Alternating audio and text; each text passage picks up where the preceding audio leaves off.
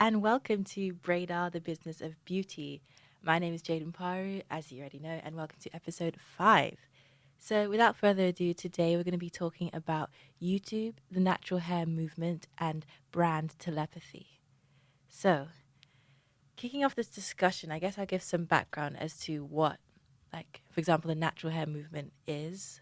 And for those who don't know, the natural hair movement is basically a social phenomenon where black women in particular, although it didn't have to be black women, but majority of the people within the movement and driving the movement were black women, that black women who wanted to go from having chemically treated and processed hair, like particularly chemically straightened hair, to having their natural hair like texture. So if you can imagine, like, for example, a perm, I guess, depending on who you are, a perm to you might be like getting your hair chemically curled and like in like those big kind of 80s ringlets or any other kind of wave style, like an artificial wave style. But then to other people, a perm is getting your hair chemically straightened. So it's actually like removing those, like the shape of the hair as it grows, like if it grows curly. So yeah, I mean, it's just, there's a lot of background to it, but basically, because of different factors like the enslavement of African people, the sort of spread of globalization and westernization, like all across the world, it's largely been sort of that black people have to fit into a mold of Eurocentric, like beauty standards and embodied identity. And the way that this was done, or rather like this was impressed upon like groups of people, was through different things like hair or skin color or like shade. If you think about things like skin bleaching and whitening and all those kind of like self-destructive practices that are all in essence like tied to this idea of trying to be an approximation of the ideal, which was by society like crafted to be whiteness. So yeah, the way that hair fits into this was that a lot of products were developed in terms of like lye-based chemicals or sodium hydroxide-based chemicals that basically they break down the protein bonds in the hair that make it curly, and once they break it down, they basically like loosen those, like the curls essentially, and then it's up to the person applying it to the hair to like straighten the hair by like combing it through or like literally with your hands like smoothing it through the hair to create that like straight shape.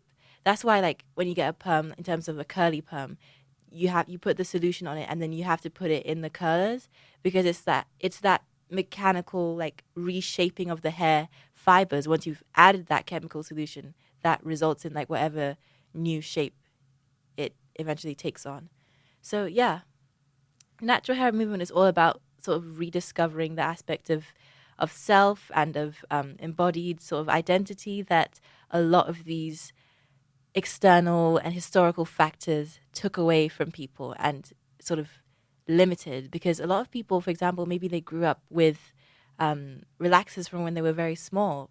Basically, a relaxer is like another word for a like straight perm. Yeah, so maybe they don't even know what their actual hair texture looks like or what it feels like or how to take care of it, how they want to wear it, what length, what cuts, that kind of thing. It's like almost like this whole part of you that you just never got acquainted with or just never got familiar with. And I think, yeah, it's just a really eye-opening experience. I think going back to like your natural hair and just having that part of you like linked back to you, if that makes sense. Like obviously, when you get a perm or even if you get your hair, like you color your hair, you dye your hair, the hair that grows in, you still have to like reapply whatever treatment you've been doing on it to make it fit in with the rest of the hair. So in that sense, you you never can truly like get rid of what your body is sort of producing or like hardwired to produce in terms of like what your hair color is or what your hair texture is. But in terms of just being able to have that be the default state of your hair and be the like literally like majority of your hair strand, be in that state, that natural state, I think that was at the heart of the natural hair movement, and just that sense of like re reclaiming something that was always part of you but that you've, yeah, you just have to discover and just learn about. So yeah, the movement was just to kind of help people who wanted to do that, help them learn about like best practices, help them learn about different products or ingredients that would be good for their particular hair, like porosity or like the thickness of their hair strands, or like if their hair strands were fine or coarse. And this is a tangent, but I think I'm gonna take this opportunity to address a misconception, because I hear even within like people who've gone to cosmetology school, or like people who study the science of hair and of hairdressing, and just that sort of beauty sphere. I always hear that and the term that is often used is Afro hair, which is, that's a whole nother thing. But let's just use a term for simplicity, because this is already a tangent. I don't want to go on a tangent of a tangent, but I always hear that Afro hair is coarse and that it's drier than other hair types, as in like that would be what's in the textbook or in the lesson on Afro hair, assuming there even is a section on that.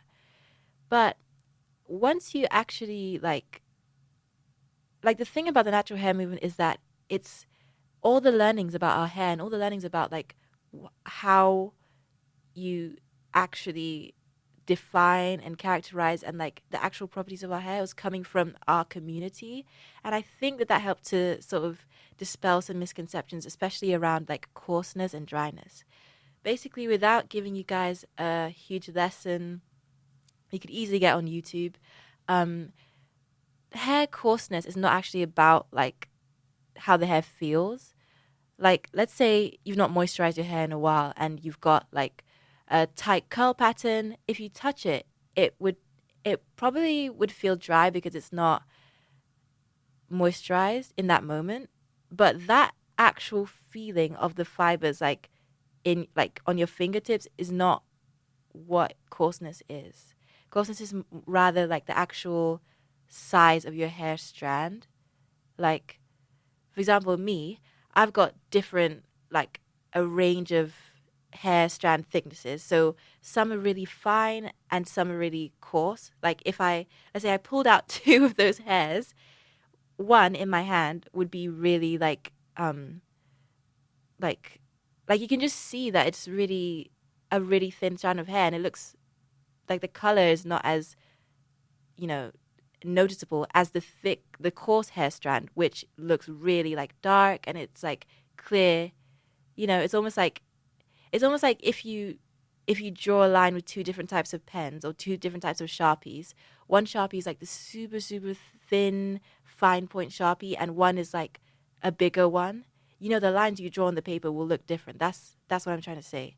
That's what kind of coarseness is trying to explain and characterize. But I think it's definitely been misunderstood. And then that misunderstanding has created a compound effect of black hair, like by extension, being misunderstood by, I would say, let's say general or not traditional, but I suppose you could say like quote unquote establishment, like cosmetology. And also the thing about dryness, like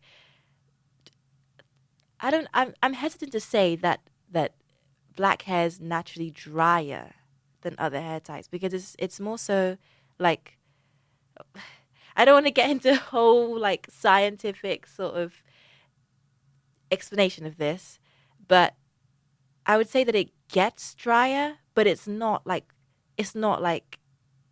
fundamentally within the thing, it does not have the ability to be not dry. You know what I mean? But I feel like that's the approach from which it's understood by like general cosmetology, or I guess you could say traditional, because I'm sure nowadays there's greater efforts to kind of educate people on that and like make sure that people who are learning about like different beauty services are learning it from a very holistic perspective. So it's like you can you can do services for everyone. You can treat everyone's hair. You can sort of accommodate everyone in your practice, and I think that's really good. But yeah, those are my tiny tangents that I wanted to go on because I don't know. I just think that's just something that it's just not correct. But yeah, moving on. Basically, the natural hair movement on YouTube was made up of like either young women in college or early 20s or even teenagers who were documenting that process I explained of like getting to know yourself again through your hair, basically. So there were different ways that you kind of go about it. Like you could either cut off all your like chemically processed hair at once, which would often result in like because the natural hair growing in, if you if you're in the habit of like chemically processing, or even if you like dye your hair, for example, if you were to say, okay, like I'm waking up today, I don't want to have this chemical treatment again, like you'd have to cut right to the point where the hair's grown in, and then that would likely be not that long, if you're in the habit of that process. Or people with the transition, which is basically like trying to stretch out that period of like the natural hair growing in, and then the other, like the ends of the hair kind of gradually being trimmed off and snipped off. So those are the two, I guess, most popular avenues that people would take to kind of explore natural hair. And of course, I'm not saying that this is like, oh, it's only after YouTube that natural hair kind of took off, that this whole movement started. Because even going back, like, even in the early 2000s, there were like dozens of online forums, like long hair care forum, where that black women would kind of congregate and share different hair products that worked with them, share different routines and recipes, especially like old school, like either like their grandma or their mom's like hair routine that they would use on them, and the products, like the old school products they would use on them.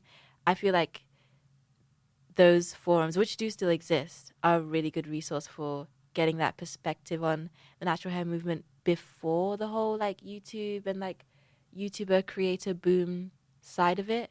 And then even going back beyond that, like before the internet, even in, I feel like in popular culture and our popular like understanding of what the 1970s are, for example, afros are such a huge part of that, and such a sort of like staple of the iconography of that decade, that is quite easy to see how hair is linked to that sense of like liberation, that sense of um, wanting to be like wanting enfranchisement, wanting like civil rights, equality, wanting, I don't know, your personhood to be respected and celebrated and seen as equal and beautiful. And so it's definitely something that's not a new phenomena, but this is the YouTube aspect is the one that I sort of tapped into first, and so that's why I'm doing this episode on it. But if you're interested in the other aspects, I mean, a quick Google search in the history of natural hair, or just use like some keywords like natural hair, history of natural hair movement forums, history of natural hair movement 70s, afros, like, just use those keywords and you're going to find a lot of information. So yeah, so my focus is definitely on the YouTube era, and even within that, I think there was distinct sort of moments in the movement, in terms of like there's periods when it gained like a lot of traction. For example, when I kind of got involved was like 2015, 16, and a lot of people were kind of exploring and following like their favorite creators who'd gone on these really inspiring journeys of like taking care of their hair, growing their hair out, and just wanted to teach other people what they'd learned, and wanted to help other people like find that same sense of self-actualization, and just even just like self like just satisfaction of, I've done this and I've seen what is possible, or like I've achieved this. And even if you want to like do another thing with your hair, like you want to process it in a different way, or you want to cut it again, or anything, like it's up to you. You're free. I mean, it's not a there's no must, there's no have to. So I think also it might be useful for those, again, like if you're not too familiar with this already, for me to explain the sort of cultural significance of hair, like not only in terms of like styling and braids, which I talked about in episode 1 of this radio show, but the significance of hair length in the black community. I think obviously it's definitely tied into what I was saying at the beginning of this episode in terms of like Eurocentrism and the idea, the wrong, like destructive idea that has been propagated that if you're black, you cannot grow your hair past a certain length, or that black hair is just inherently shorter than other hair types, which I it's another story, but it's wrong. It's not true. And I think the sort of a lot of the power of the natural hair community was like seeing these women who'd gone from like, because they obviously they do like vlogs, they do like the hair journey, they take pictures, they do like videos all along this like different steps of the way. So like as the months goes on, as the years go on, you literally have a documented process. You've got evidence of how they've gone from like what I could, I guess, describe as like a fade, like, you know, like a shortcut to like waist length hair, tailbone length hair, different, just, I don't know, things that for so long people have been telling the community that it's not possible. And I think within saying that it's not possible, because even within the sort of social construct of Eurocentric beauty, long hair is still linked to femininity. And so by saying that inherently black hair cannot achieve like long lengths, it's by extension saying that there's something mutually exclusive about blackness and femininity, which I think was internalized by a lot of people. And obviously like it gets passed on in generations. And there's obviously the added fact that with people being like brutalized, kidnapped, and enslaved from Africa and taken out of their familial context and their cultural context to just like like it's not really conceivable how you'd be able to pass on like certain techniques or certain practices or certain like self-care and self sort of, I don't know, like, you know, all these beauty rituals and just even cultural and like spiritual and just all these practices that are so integral to a sense of self. You wouldn't be able to pass that on to another generation, because not only do you not have like, let's say, the same materials as you would have like back in your own home context, but even just the trauma of like, it goes without saying that there's a lot of things that impacted the handing down of certain practices in the black community, and I think hair was one of those practices. And so yeah, no, it's just it's quite, I mean, it's awful, right? It's quite sad, but yeah, that got a bit sad. But I suppose the reason why I bring it up is because in YouTube, or rather through YouTube, it was like living proof that this lie is not true. Like all the things that society had been telling, like you through media or through, you know, just received like biases and different things like that, it's actually not true. And like there's living proof that you can like put in the comments and ask her like different questions. You can request videos and she will like respond in video form with like tips, techniques, and different things, literally like debunking, like actively like deconstructing these harmful and sort of like dehumanizing systems. And so I think that's where a lot of the like, I don't know if you want to call it like an aha moment or a light bulb moment was for me in terms of the natural hair movement. And that's also what I find most exciting about it, because it's like, it's, you know, if you've, on one level, if you've never seen like your natural hair texture before, I personally would be like very excited to see like, oh, like what will it look like? What will it look like if I cut it this way or that way? Or what will it look like if I have it this length versus that length? Or what, if I use this conditioner on it, what will happen, or what's the best way to style it, like how, like what's the effect of different variables on this constant, and if I want to get like X result, what is the sort of combination of these different variables and these different practices that will get me this result in a way that I want. I find that just really interesting, and I also find that like, not to be like, I don't know, but I also find that maps itself quite well onto the whole process of, I was saying last week in terms of building a brand and building out like your customer avatar, and just like almost planning out your strategy so that you can get X result that you want. And then you kind of work backwards from that into like the actual individual practices that you do and things like that.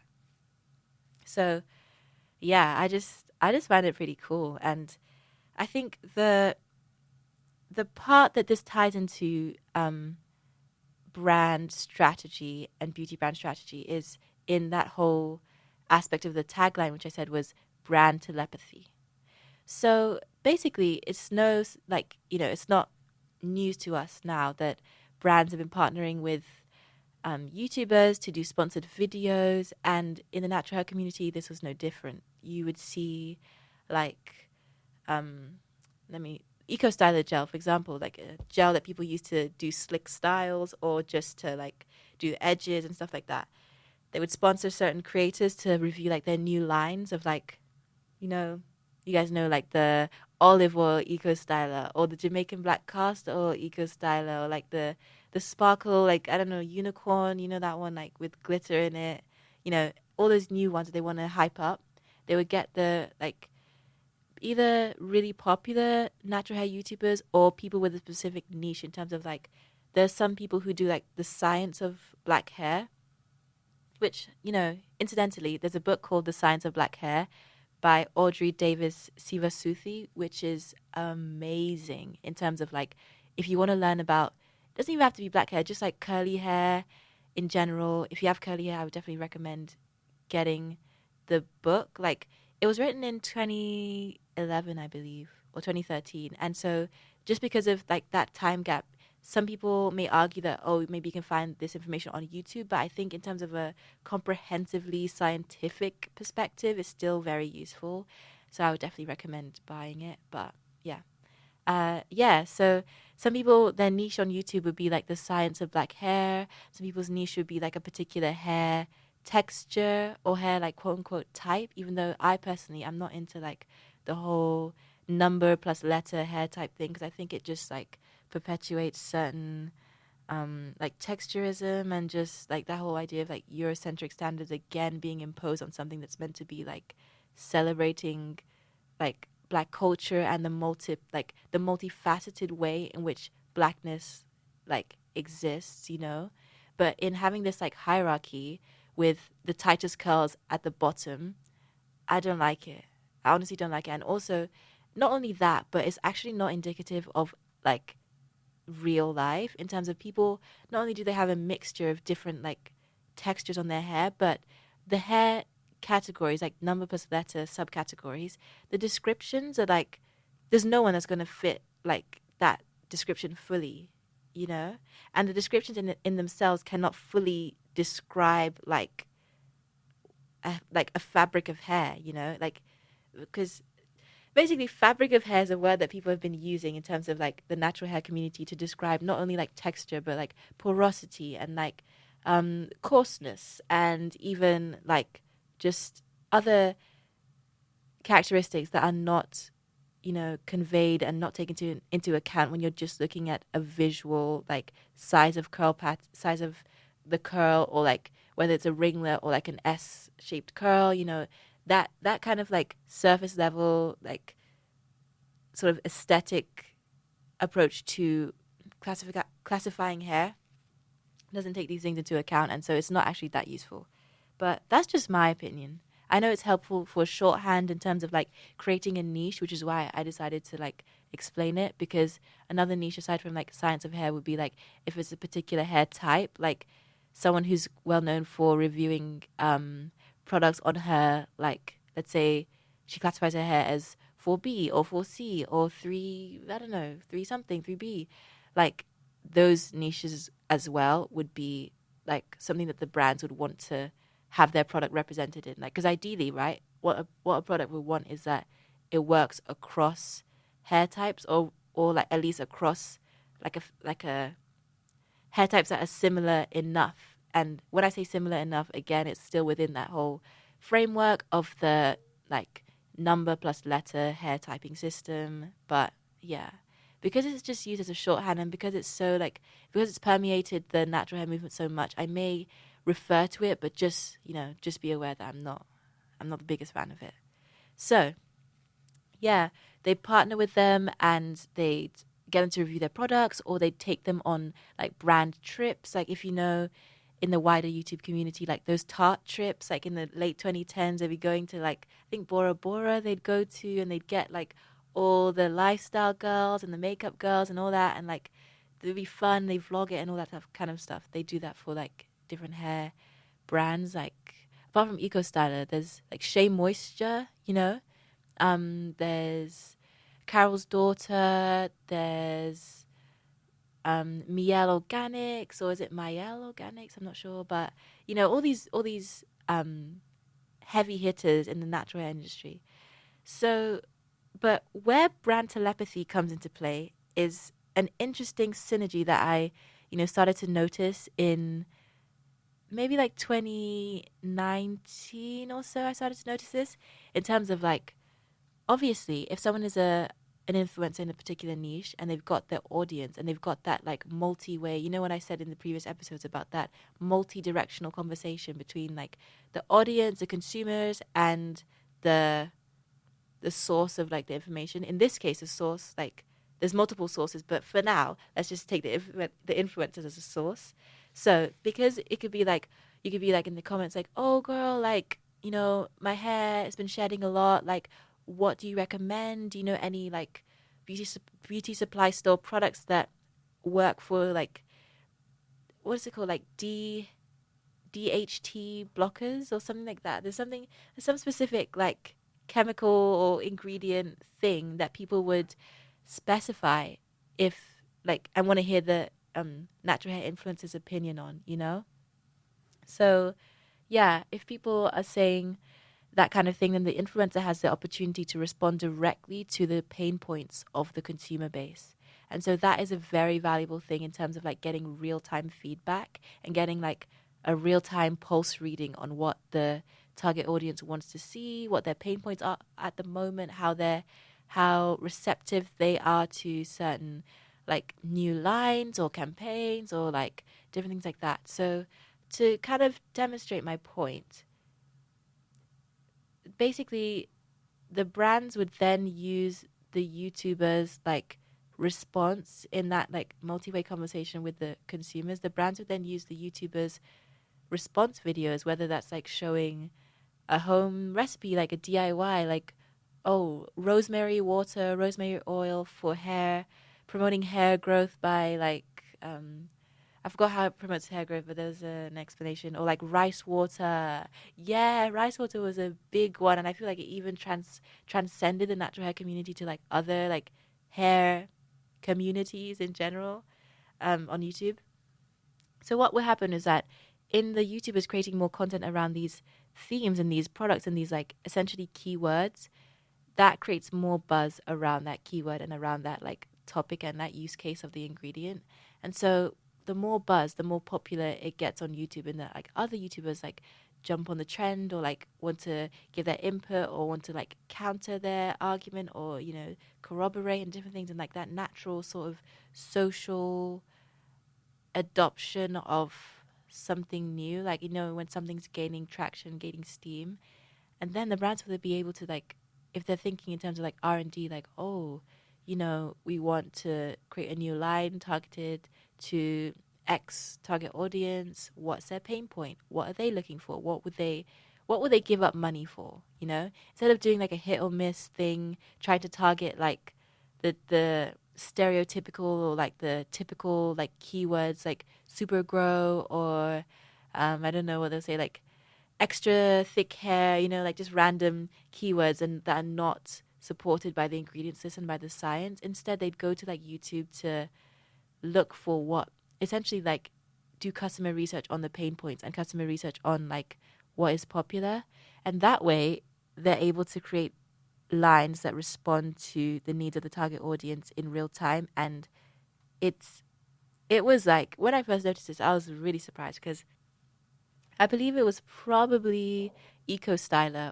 or some such styler that was responding to the perennial pain point that was whenever people use a certain gel with like maybe a leave-in underneath, or with like a styler and then a gel to like go over the styler to set like to have like more hold, sometimes it would leave like these flaky white things in the hair, like flakes, and just be like not what you want. Like you don't want your hair to be looking gray, looking like white patch, like literally globby glue.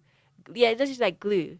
Not there's anything wrong with gray hair, you know what I mean? Like you don't want patches of gray glue in your hair, is what I mean.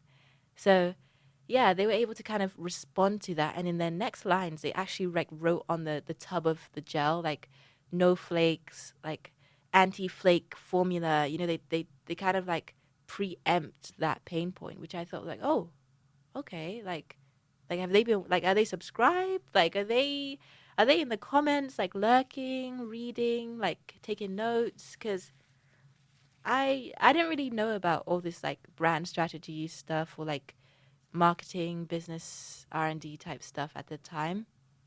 But obviously it was clear to see that they were taking notes. They were paying attention in some form. And yeah, this sort of telepathy in terms of like their new lines would just preempt the pain point and even like address the pain point ahead of time, or it would like hop on a trend, and not hop on a trend in terms of like, oh, 4 years after the thing has died down, you've created a line that's like got this ingredient that used to be popular. No, it's like while the trend is still hot, you've launched something. Like I think Camille Rose launched a rice water, and rice water and something hairline. So they got like the shampoo rice water, deep treatment rice water, the conditioner rice water. And it's like, especially because rice water is one of the DIYs, and it was like a very should I say messy DIY? I guess it's messy in a way, but it's more so like because there's fermentation in the process and stuff like that, it's a bit like not the it's not the one that you'd most easily be able to hop on the trend of. So in the company being like positioning their new line like, oh yeah, no, we just take all the hassle out. Like you don't need to ferment something. Like it's nothing's gonna be stinking here. Like you don't have to do any mess. You don't have to like use your rice from your cupboard and get in trouble at home. We've done the hard part for you, and you can just reap the benefits of rice water because the YouTubers have already done the hard work of convincing the audience base that rice water works, and that like the sort of science behind it and how it works and everything. So you've got like a warmed up audience already. So all they have to do in terms of the brands have to just swoop in and offer that like reduced friction in the process and offer that like more efficient way. And then, it just kind of like they just slot themselves into the funnel in terms of like they've got that warm audience. The audience is already interested in the product. You've just made it very easy for them to access it. And crucially, they're accessing it through you. So you're getting that like monetary benefit of that. And then again, you can even like partner with that same YouTuber who gave you the insight of the rice water to review your line.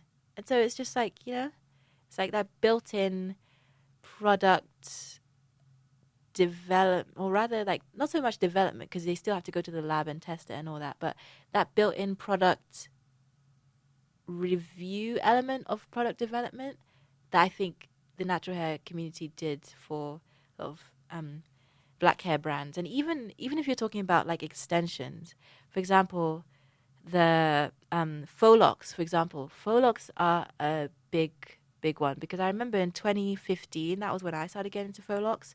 And there were not so many girls on YouTube that were doing it in a, like, basically on YouTube, there was a traditional way of doing crochet, like, faux locks in terms of, like, you do cornrows and then crochet the faux locks, like, under the cornrows. But there were some really, really, really talented girls on YouTube, or ladies, for example, like, not trying to like infantilize them because they were like adults doing it. And um yeah, they invented a way of doing individual crochet faux locks, which is like basically you do like a single braid and then you crochet it underneath the base of that single braid and then pull the single braid like with your hair into the crochet faux lock like extension. It was game changing. And I think I'll take this opportunity to shout out Jazz Nicole because she was the one that I saw that was really doing it in a way that was like so like she made it so easy, she taught it so well. She came up with like I think like 8 different versions of doing this crochet faux lock method, and she would do it with like different types of extensions, like premium extensions, like beauty supply store extensions. She would do different curl patterns. She would do different brands of faux locks and review them for her, like whether they work for her technique. She would show us in detail. She would like answer questions, and I feel like after like 2017, like after 2018 that the faux locks just took off in terms of like even individual faux locks, like people were experimenting with it, like other stylists on YouTube were getting proficient at it. But I feel like it's necessary to kind of shout her out because I feel like a lot of people are using her techniques, and it's not easy to come up with that kind of stuff. So definitely hats off to her. But the reason why I mention it is because sometimes like she and other creators in the kind of crochet hair space, which is kind of a sister space to natural hair on YouTube in terms of like it's still black hair and stuff. They might say, "Oh, the size of this faux lock, right? I would love if the lock were like bigger so that I could actually thread the hair into the lock easily and like disguise it and like it would look more natural and it'll be faster for me." The companies like there's a company called Bobby Boss who do faux locks. There's a company called Free Tress who do different types of like synthetic extensions, including faux locks. They would actually come out with new lines, and the new lines would somehow be addressing those pain points that she mentioned in her videos. And they would be like, let's say, because for example, a lot of her videos, right, she would make a new style in terms of she would buy the faux locks that exist, and then she would buy like separate, like loose, like wavy extension hair that exists, and combine it to make like a boho faux lock look. And also, I think she was one of the first people doing that boho lock, boho type of thing. But anyway, this is not sponsored. I don't know her in real life, but I just feel like it's fair to just kind of give people their dues, and like she was one of the first. So yeah, that whole boho thing, right? She would do like different boho styles, different textures. It looks so cute, and then the Bobby Bosses and the Free Tresses would come out with a boho faux lock line. And it's almost like that thing of like again preempting the need in the consumer base because maybe not everyone is able to like combine the loose hair and the faux locks in the way that Jazz Nicole did so like expertly and looks really good, and like maybe they're beginners and stuff. Bobby Boss is kind of like pre-packaging it and pre making it so easy for them to hop onto that trend and like creating value in that way of like convenience. But it's just like wow, this the like the turnaround was sharp because they would they would just launch those things, and then I would see Jazz Nicole reviewing it, and it's like even Jazz Nicole, even like another lady on YouTube who did crochet like and boho like box braids, she would mix colors in a specific like custom way. And then obviously some people also do like side hustles of like mixing extension colors and selling those packs for like the client to like braid for themselves. But then the brand that sold those individual extension colors, like let's say red, yellow, and like light brown, they would come up with that same mix of color or a similar color mix to what she did in her video that was really popular and that people liked. And I just think that is so. On one hand, yeah, it's impressive, it's responsive, it's you've got your finger on the pulse, but at the same time, it's like, okay, like it's not exactly your idea. You could partner with the creator, and I think that's what we're seeing more of nowadays in terms of like the creator economy is coming into maturity in terms of not in terms of popularity, because I think it's been hugely popular for a long time and arguably like more popular couple years ago, but maturity in terms of having the like business systems around it to protect creators and to kind of like establish creators as business owners and like negotiating parties in their own right. So like entities that you can partner with as a brand. You can partner with this like sole individual on the basis of their creator like business, on the basis of like they have some skin in the game more so than just a kind of one what's it called, lopsided relationship, which is like, oh yeah, we just sponsor you, you do what we say, and if you do what we say and like make the video the review how we want, then we pay you. It's more like an actual business collaboration and partnership, and like yeah, which is a kind of another story, but it's the same thing you see with like um creators that might partner with established brands or companies or businesses to do like a food line or a product line or different types of things like that. But yeah, so I was saying it was kind of iffy because of that whole thing of they just copied it, and it was like there's no reference to the lady who'd made it. And so again, it calls into question the like how much in giving things away for free you are able to build up your community, but at the same time it can be taken advantage of by entities out with that sort of scope, and then they use it to sell back to your community, and it's just like, wow, it's just like a bit, taking advantage of that, I feel, on the behalf of the brands. But at the same time, like you would want your brand to, like, your line to perform as well as it can, and the only way to ensure that is that, as I said in previous episodes, like, ask your customers what they want and make sure you're giving them what they want. So it's a double-edged sword for sure, and it's similar to that the metaverse episode that we did in the radio show, in terms of like there's drawbacks, there's benefits, but I think responsible use and like a bunch of a bunch of like thought leaders or heavy hitters in the space actually sitting down to establish those best practices and like what proper use and proper, like, the proper way to go about it would look like, and then through like their like share of voice, that becoming the status quo and that becoming the thing that customers expect of other smaller brands or new entrants into the space.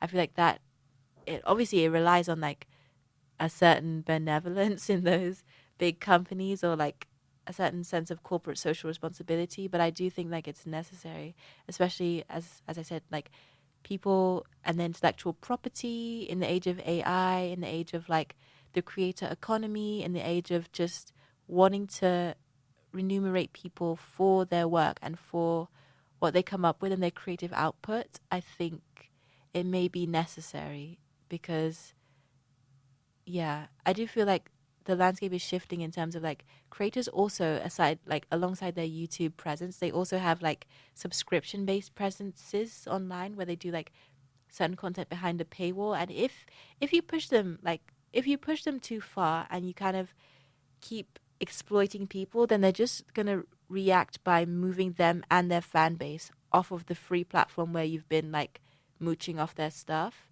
because the fan base will follow. That's the reason why their subscription based like branch exists and like is working for them. So who ends up losing is the brand. So it's better to kind of like, if you want to keep things how it is and if you want to still take advantage of this mode of customer discovery and customer like research and pain point research and stuff, you have to keep people happy. You have to keep people happy and you have to treat them with respect. Otherwise, the tides will turn and you just lose out. So, yeah, I think that whole aspect of brand telepathy in the natural hair community is just a good example of how brands can actually leverage the creator economy. Like, aside from like direct partnerships with creators, you can kind of start your own flywheel going if you're like a startup, for example, by looking into what like communities are saying and what YouTube communities and like I suppose, yeah, not fandoms, but like whatever you want to call a community of fans that congregate around a public figure or a figure like a key influence leader or opinion leader. Yeah, you can kind of use that to get your flywheel going, and like especially for like people selling actual products, it's quite useful. And if you want to observe trends and things like that. Yeah. So I think if there's any, because I think that's largely where I've really sort of like largely what I wanted to unpack in terms of the brand strategies within the natural hair community, because it's it's also I suppose like it is worth saying that the natural hair community on YouTube, it's entered a sort of period of, I don't even know what to call it, like flux, I suppose you could say, where a lot of the girls who maybe grew up in like middle school and stuff, like watching natural hair YouTube, have now gotten older and found that there's also another side to it where people are still like, this is not to fault people, right? But just by nature of like living in a society, like not to use that quote, like we live in a society, but we do live in a society, and you. I don't know if you can like fully extract yourself from certain social constructs and certain like received biases that like to have taken decades to like propagate. It may take like longer than, I don't know, a couple years, couple YouTube videos, couple thousand subscribers to remove. So you do find that some content does propagate like these historical kind of like oppressive systems. And like I guess aside from that, there's also the fact of like YouTube itself has a an authenticity, a little bit of a question mark with its authenticity sometimes in terms of influencers and what they push to consumers and what they claim gave them X results when it may not be the case. So there's always that to consider. And as I said in the previous episode, like last week about aesthetics, which was that was so fun to do, but there's always that element of just keep your brain sharp, you know? Like just don't take everything at face value. Do a bit of your own digging, and you know, if something doesn't feel right, you don't be like, oh, because I like this person online, they seem nice, I'll just believe. Like people can sort of be nice and do not nice things. And I feel like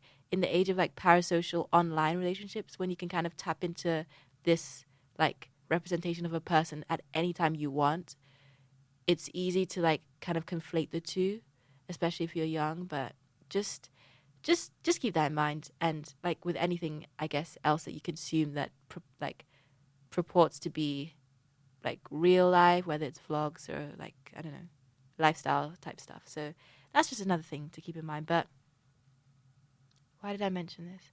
Oh yeah, the actual thing I wanted to mention was that it's worth saying that within the natural hair movement, that creators have also created their own um, product lines, which I find is really interesting because, like, for example, you've got some who are in that whole subsection of the science of curly hair and of black hair and of just hair in general, and like um really digging deep into like what ingredients do what and what ingredients are good for like what purpose, so that you can make informed decisions and like almost like you can write down the ingredients that you notice like do X for your hair or do Y for your hair, and then you can make the purchasing decision based on your own like unique circumstance, rather than like her saying, oh, if your hair's brown, use this, if your hair's black, use this. Like yeah, so I think that's quite interesting. And they have created their own like lines, like whether it's like hair oils or conditioners or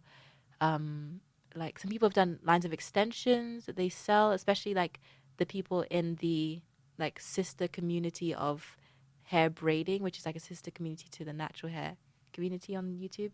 So I think that again, like another way that the creator economy has really found its footing is in creators leveraging those like um, branded like actual products that you can sell as a way to monetize their like um, their influence beyond just ad revenue, which you know ad revenue is not, it's not what it used to be. I wouldn't really recommend anyone rely on ad revenue for anything, like any business model for anything, because unless you're like Facebook, unless you're Google, unless you're like I don't know. It's just it's too saturated, and even like even the Google and Facebook, right? They are looking to diversify away, like like Instagram, for example, like Twitter, for example. They are looking to diversify away from purely ad based revenue by like looking into subscriptions, looking into like features behind paywalls and tiered kind of payments, because it's not sustainable, because it's not like it's not profitable. So that is just a whole nother rant. Maybe we'll do that in another episode. But that just having your own product and having your own thing that you can actually sell, and that like some form of um exchange of monetary value based on your like brand and the value that you've given to that community and the rapport that you built with the community, I think that's much better than ad revenue. But yeah. So yeah, I think that's mostly what I want to say for this episode. And I suppose, yeah, the I'll give some of my concluding thoughts on the natural hair movement. I think for me personally, although there's a lot of what should I say, like disillusionment with the natural hair community at present. Like if you search natural hair community on YouTube, I feel like you'll see all those like hot take videos like, oh, natural hair community is toxic, natural hair community is like it's dead, it's this, is that. I feel like, well, there's definitely elements that are becoming, I don't know, less like how I used to know it. And I think that's just by nature of like different there's different people who are encountering this phenomena at different times in their lives, and like different times in like like you know how years go on, right? So it's going to look different with new creators like coming to the fore, and it's going to look different with new platforms like giving their own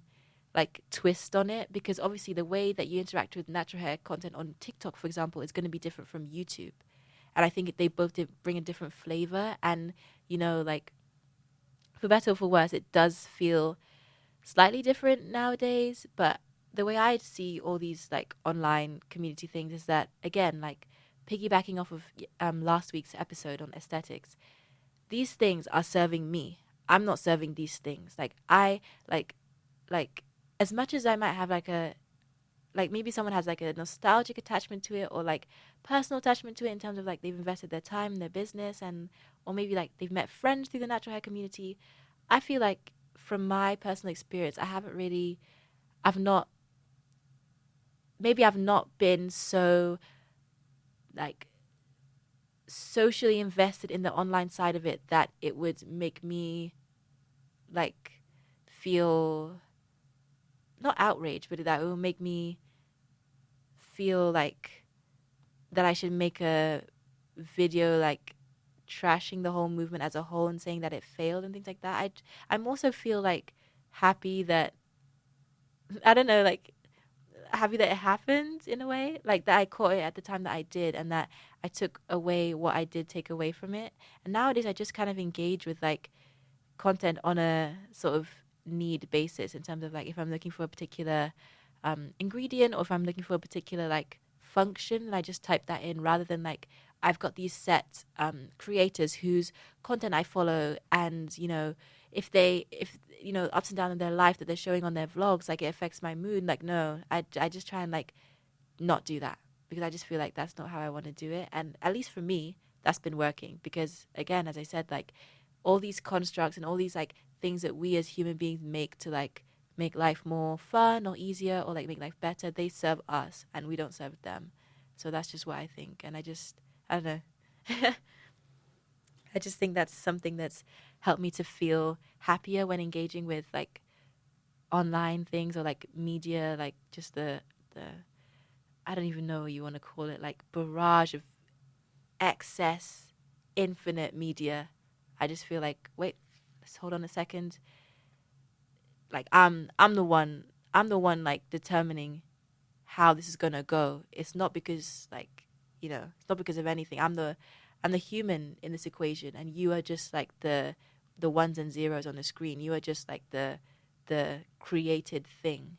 You know what I mean? So yeah, that's just how I feel about it. But with that being said, obviously, as I said before, I think it's a lovely movement. Like the parts that I engaged with, I just kind of avoided the drama and the toxicity, and tried to like take things with a pinch of salt when trying like new ingredients or products. But I on the whole had a fun time with it, and just tried to like make it work for what I wanted to find out about myself, which was just like, I don't know, like what does my hair look like? What can my hair do? Like, what, like, aren't like all these questions that you'd want to ask someone, but maybe people in your immediate circle in real life don't have the answers. You'd find like a helpful community and some friendly faces on the natural hair community, and I think that was really valued and has really made a lasting impact. So, yes, thank you so much for tuning into this episode. I am really, really excited for next week, but I will see you at the same time, Saturday, 3 p.m., and hope you have a lovely rest of the weekend. Bye for now.